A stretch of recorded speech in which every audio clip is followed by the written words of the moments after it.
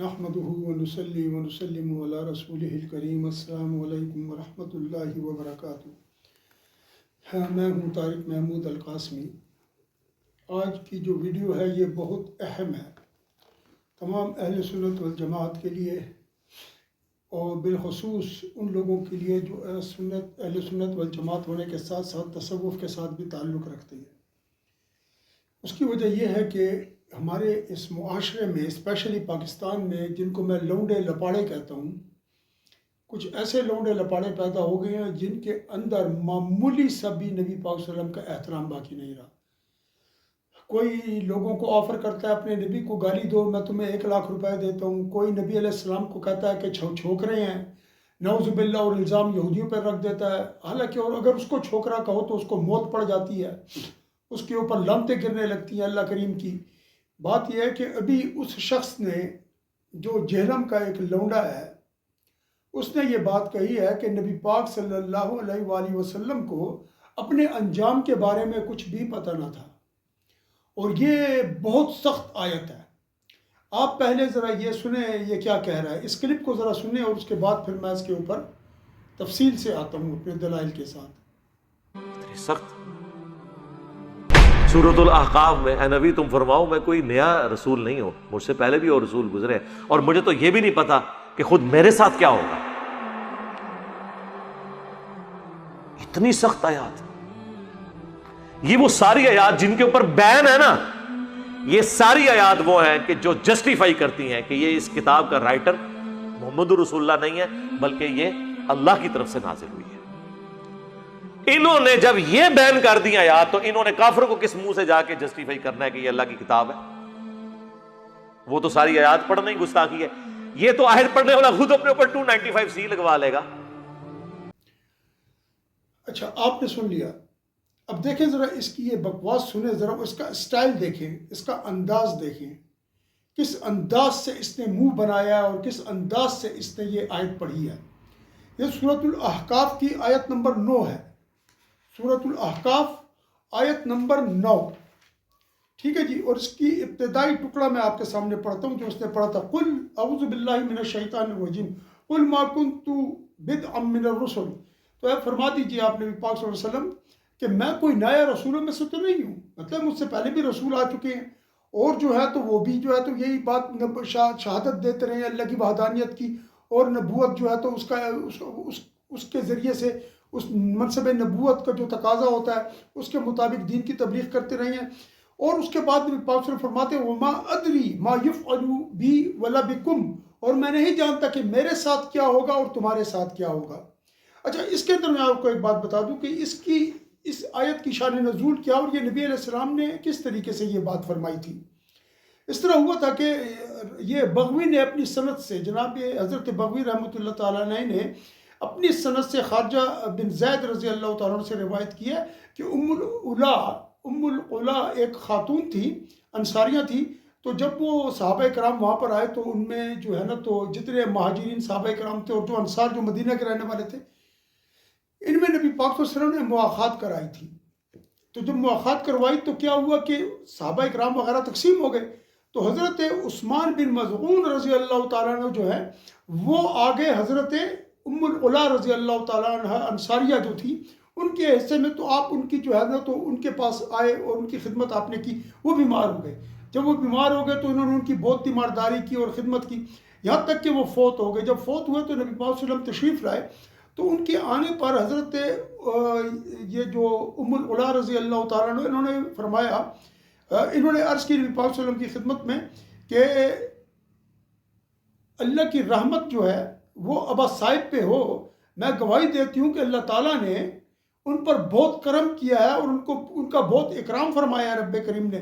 تو نبی علیہ السلام نے یہاں پر ان سے فرمایا کہ تمہیں اس چیز کا کیا پتہ ہے کہ اللہ تعالیٰ نے انہیں اکرام کیا ان پر، اور ان کو جو ہے تو بہت عزت بخشی اور ان کو بخش دیا، ان کو معاف کر دیا اللہ نے۔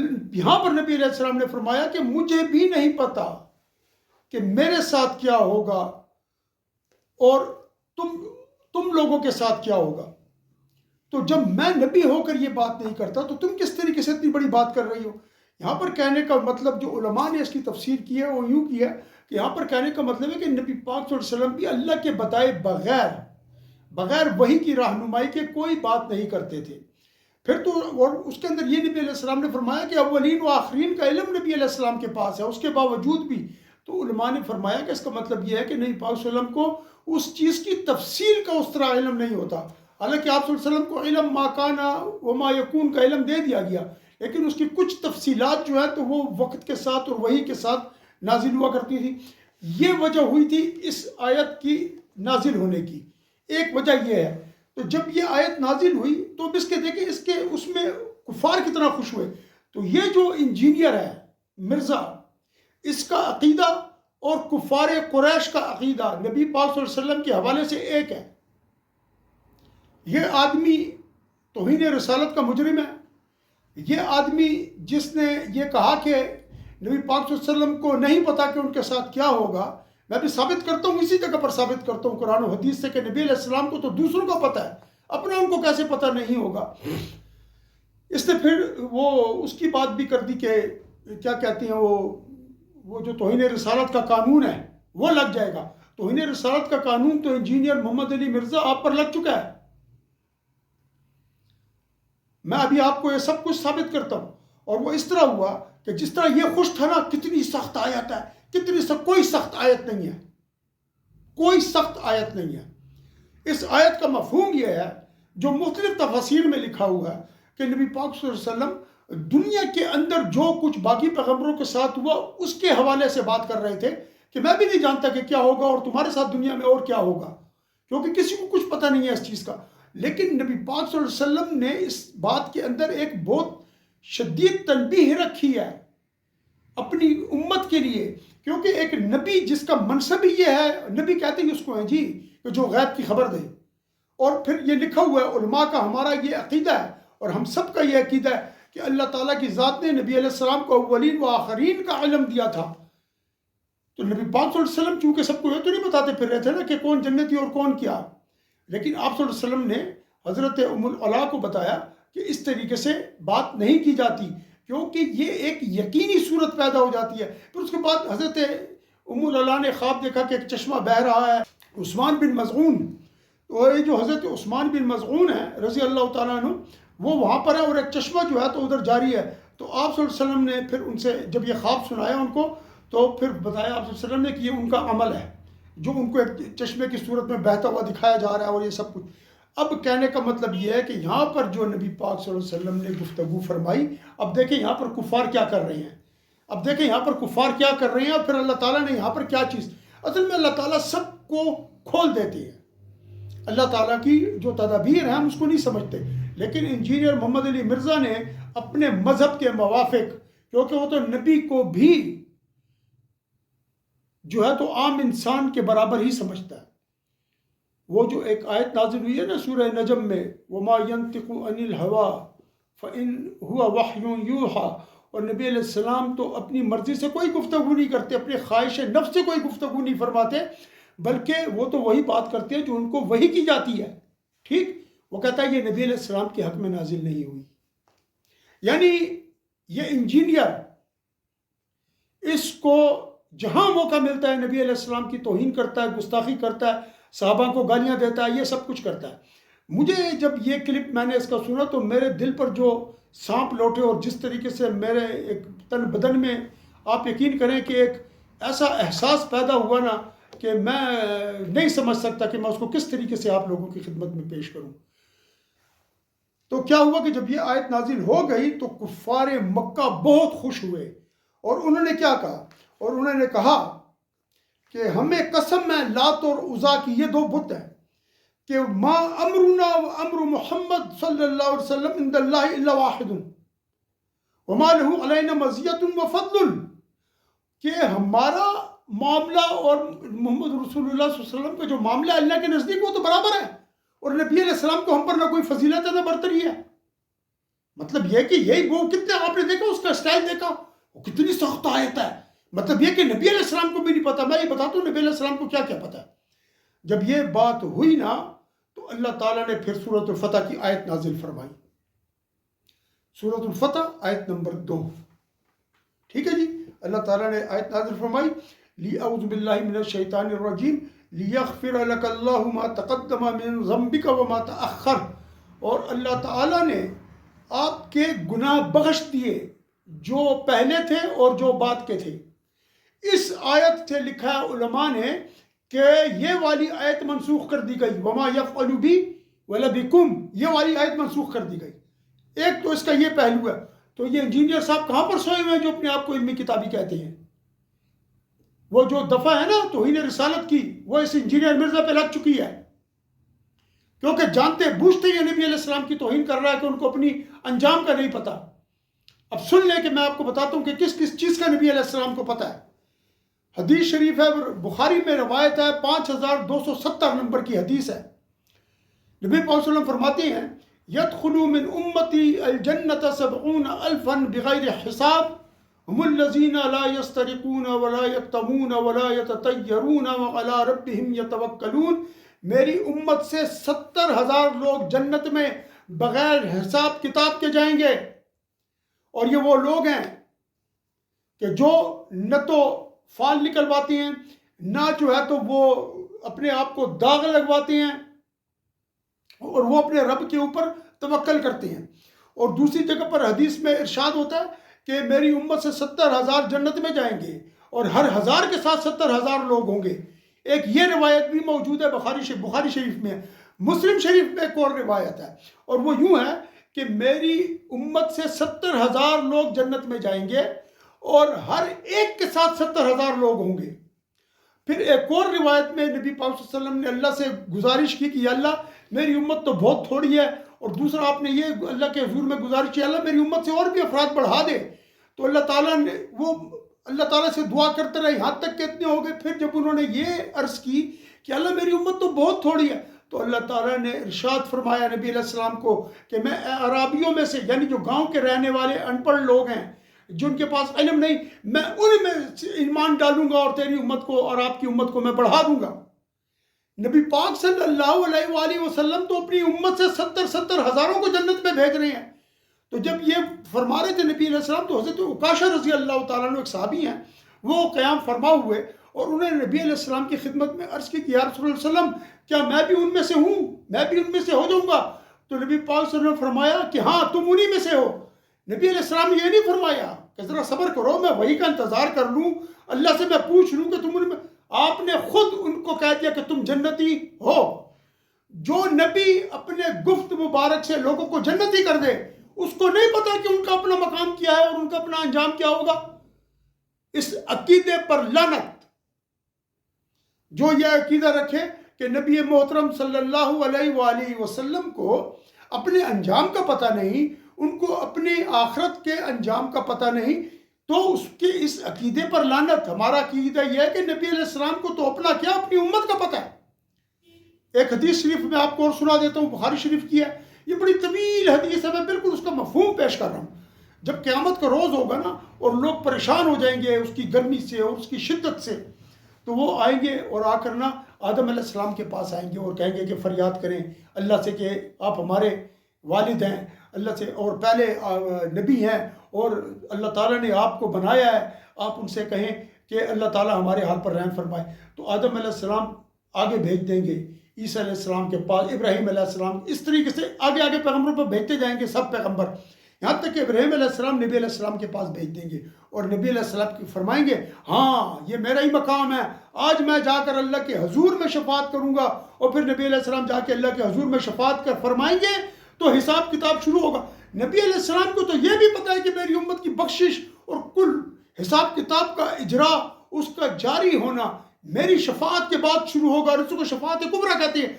जो नबी शफात करवा रहा है और फिर उनको जन्नत में भिजवा रहा है, उस नबी को, उन मुबारक नबी को अपना पता नहीं है कि मेरा अंजाम क्या है।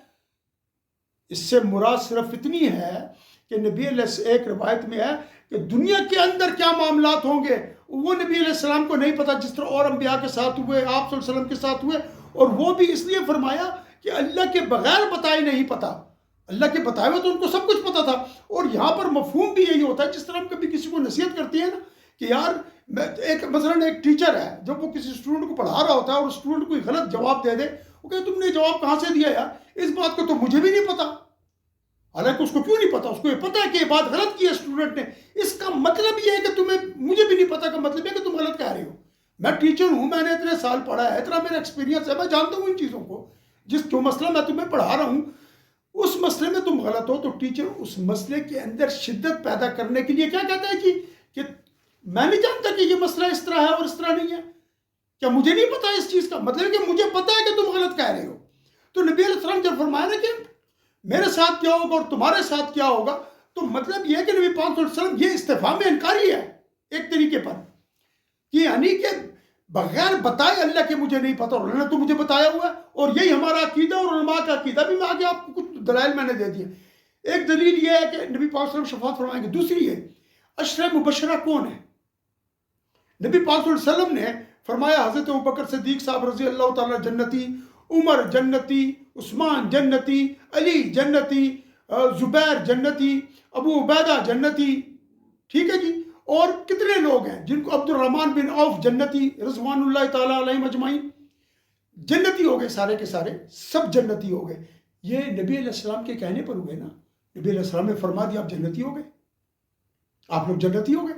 نبی علیہ السلام مبارک نے جس کو جو بات کہی وہ ہو گئی. تو جب نبی علیہ السلام اتنی ساری مخلوق کو جنت میں بھیج رہے ہیں, اتنی ساری مخلوق کو اپنی ایک گفت سے, اپنی دعاؤں سے 70,000 اور ہر 1000 کے ساتھ 70,000 جنت میں جا رہے ہیں, تو ان نبی کا اپنا مقام کیا ہوگا؟ کیا وہ نبی اتنے جو ہے تو وہ ہے کہ ان کو یہ بھی نہیں پتا کہ میرے ساتھ کیا ہوگا اور کیا نہیں ہوگا؟ پھر اس کے بعد اللہ تعالیٰ نے پھر وہ آیت میں نے آپ کو بتائی کہ اللہ تعالیٰ نے نازل فرمائی اور یہ منسوخ ہو گئی. تو صحابہ نے عرض کی کہ رسول اللہ علیہ وسلم ہمیں تو پتہ لگ گیا کہ آپ کا انجام اب کیا ہوگا, کیونکہ وہ آگے آیت کہ اللہ تعالیٰ نے آپ کے اگلے پچھلے تمام گناہ معاف کر دیے. اور پھر آگے فرماتے ہیں وہ ایزا ما یفعل بنا, اور جب آپ کو پتہ لگ گیا تو ہمیں اپنے بھی پتہ لگ گیا کہ کیا ہوگا. ان کا نبی علیہ السلام پر اتنا اعتماد تھا.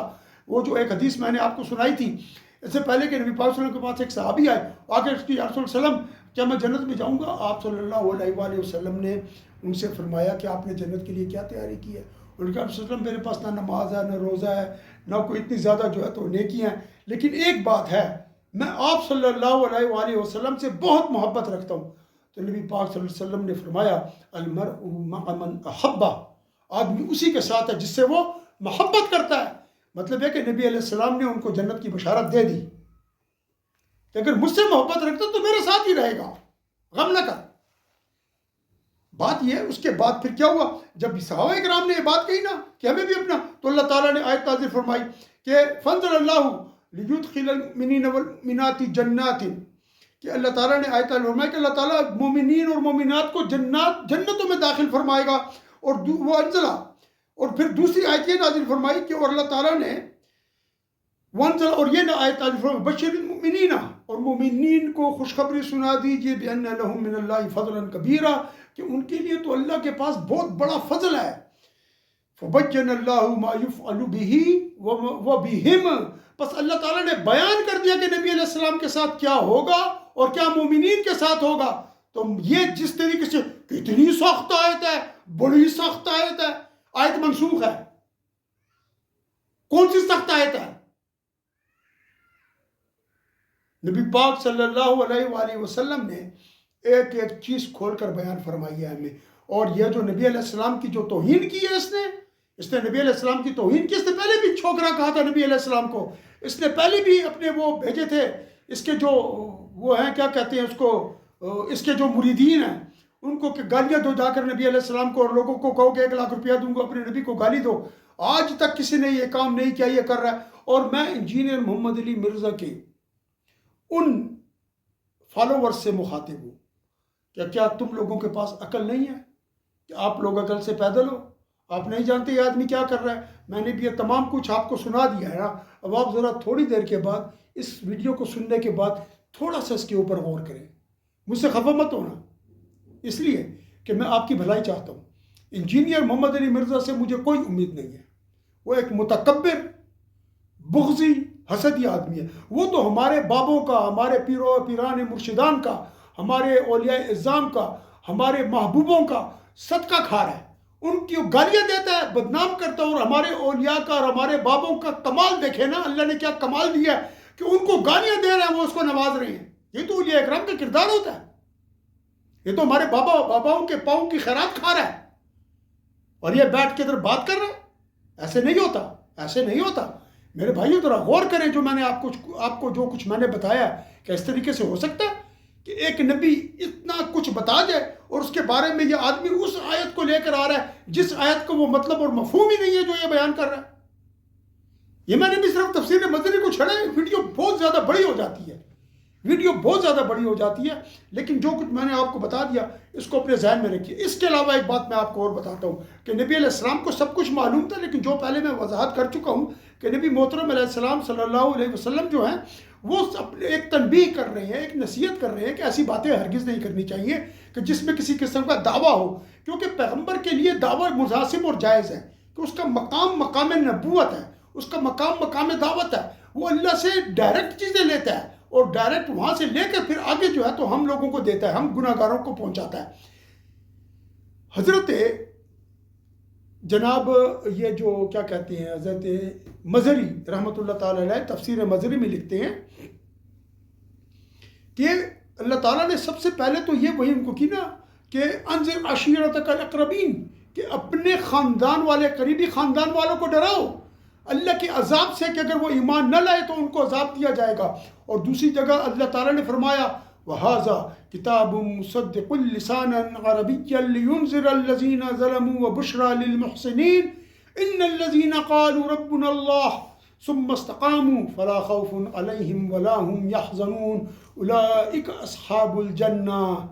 ٹھیک ہے جی، یہ آیت ہے قرآن مجید کی. کیا ہے جی کہ اور اپنے قریبی رشتہ داروں کو ڈرائیے اللہ تعالیٰ کے عذاب سے اگر وہ ایمان نہ لائے انہیں عذاب دیا جائے گا. دوسری جگہ کیا ہے، اور یہ کتاب ہے جو سچی ہے، جو عربی زبان میں نازل کی گئی ہے تاکہ وہ ان لوگوں کو ڈرائیں جنہوں نے اپنے آپ پر ظلم کیا، یعنی جو شرک کرتے رہے، بتوں کی پرستش کرتے رہے. اور یہ محسنین احسان کرنے والوں کے لیے نیکی ہے، خوشخبری ہے، بھلائی ہے. احسان کرنے والے کون؟ ہم اور آپ جیسے لوگ نہیں، ہم بہت گناہ گار ہیں. وہ لوگ کہ جب جبریل علیہ السلام نے پوچھا حضرت نبی علیہ السلام سے کہ یا رسول اللہ صلی اللہ علیہ وسلم احسان کیا ہے، آپ نے فرمایا کہ تو اللہ کی عبادت اس طرح کر کہ گویا تو اسے دیکھ رہا ہے. اگر تو اسے نہیں دیکھ رہا تو اس یقین کو، اس گمان کو اپنے دل میں رکھ کہ وہ تو تجھے دیکھ رہا ہے نا. مطلب یہ احسان کا یہ مطلب ہے کہ اللہ کی عبادت ایسے کرو جس طرح تم اللہ کو دیکھ رہے ہو. یہ مقام مشاہدہ ہے. یا اللہ کی اگر یہ مقام آپ کو حاصل نہیں تو اس مقام میں عبادت کرو کہ اللہ تمہیں دیکھ رہے ہیں. یعنی میں ایسے عبادت کروں کہ میں اللہ کو دیکھ رہا ہوں، یہ مقام مشاہدہ ہوگا. اللہ ہمیں اور آپ کو عطا فرمائے. اور یا پھر اگر یہ نہیں ہے تو ایسے کرو کہ اللہ مجھے دیکھ رہا ہے. یہ مقام مراقبہ ہے، یہ مقام مراقبہ ہے کہ آپ یہ تصور کریں کہ اللہ آپ کو دیکھ رہا ہے. اور مشاہدہ میں تو عین عیان ہوتا ہے. یہ احسان ہے. تو اللہ فرمایا کہ وہ خوشخبری ہے ان محسنین کے لیے کہ جو انہوں نے کہا، بے شک وہ لوگ جنہوں نے کہا ربنا اللہ، ہمارا رب اللہ ہے. ثم استقاموا، پھر اس پر وہ استقامت اختیار کی تو ان کے اوپر نہ کوئی خوف ہے اور نہ ان کو کوئی غم ہوگا.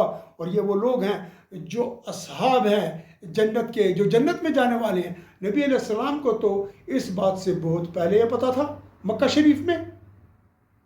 تو نبی علیہ السلام کو تو پتا تھا کہ کیوں نبی علیہ السلام محسنین میں سے نہیں ہے. کیا محسن اعظم نبی علیہ السلام ہیں؟ ان جیسی کوئی عبادت کر سکتا ہے اللہ کریم کی؟ تو نبی علیہ السلام کو پتا تھا کہ وہ جنتی ہیں. اور جو ان کا اتباع کریں گے اور جو ان کے ذریعے سے احسان کرنا سیکھیں گے، محسنین میں سے ہوں گے، وہ بھی جنتی ہیں. تو اس آیت سے تو پہلے پتہ لگ گیا کہ نبی پاک صلی اللہ علیہ وسلم جو آتا ہے وہ تو جنتی ہیں، اور جو صحابہ ہیں وہ بھی جنتی ہیں. تو اس آیت کا مطلب کیا ہوا؟ ما یفعل بی وبکم، مطلب یہ ہے کہ بغیر وحی کے میں نہیں جانتا اور اس دنیا میں کیا ہوگا یا آخرت کے اندر تفصیلی چیز کیا ہوگی اس کے بارے میں نہیں جانتا. باقی تو اولین و آخرین کا علم ان کو دیا اللہ کریم نے. اور آج اس جگہ پر آ کر میں آپ سے ایک گزارش کروں گا اور اپنے ان بھائیوں سے بھی گزارش کروں گا جو انجینئر محمد علی مرزا کو فالو کرتے ہیں. میری انجینئر محمد علی مرزا سے کوئی دشمنی نہیں ہے، پاکستانی ہے، ہم اس کو کچھ بھی نہیں کہتے. لیکن جو توہین اس نے کی اور جس طریقے سے اسے رگڑا لگائی ہیں، اور کہتے ہیں یہ تو بین کر دیا ہے، کافروں کو کیسے بتائیں گے؟ ہم بتائیں گے کافروں کو یہ بین نہیں، یہ منسوخ ہوئی ہے. اور ہم کافروں کو بتائیں گے کیونکہ ہم نے قرآن کا علم خود نہیں سیکھا، ہم نے 14 سال استادوں کے پاس بیٹھ کے پڑھا ہے، 4 دفعہ بڑا دورہ کیا ہے میں نے. آپ چلے ہیں جی یہ بات کرنے کے لیے. آج بھی جہاں کوئی استاد مجھے ملتا ہے، پتہ لگتا ہے، میں وہاں جا کر ان کے پاس بیٹھ کر میں دوبارہ جو ہے تو دہرائی کرتا ہوں. اور یہی عاجزی اللہ کو پسند ہے. اللہ ہمارے اور آپ کے علم میں اضافہ فرمائے. تو آپ لوگ برائے مہربانی غور کریں، ورنہ تباہی آپ کے سر پر کھڑی ہے. اور میں نے اس آیت کا سب کچھ آپ کو بتا دیا ہے. خدا کا واسطہ اس آدمی سے بچیں، خدا کا واسطہ اس آدمی سے بچیں. یہ آدمی آپ کو تباہ کر رہا ہے. اور پلیز میں شکر ادا کرتا ہوں، شکریہ ادا کرتا ہوں ان سب کا جن لوگوں نے چینل سبسکرائب کیا ان دنوں میں. اللہ تعالیٰ آپ کو اجر دے اور میری مدد کریں اس جہاد کے اندر. آپ دیکھ رہے ہیں کہ کتنا خطرناک فتنہ پیدا ہویا ہوا ہے. اور اس چینل کو سبسکرائب کریں، اس کو لائک کریں، شیئر کریں، کمنٹس بھی کریں، اور سبسکرائب کریں اور بیل آئیکن کو دبا دیں تاکہ آپ کو فوراً نوٹیفیکیشن مل جائے. وآخر دعوانا ان الحمد للہ رب العالمین وصلی اللہ علی محمد وعلی آلہ واصحابہ اجمعین برحمتک یا ارحم الراحمین.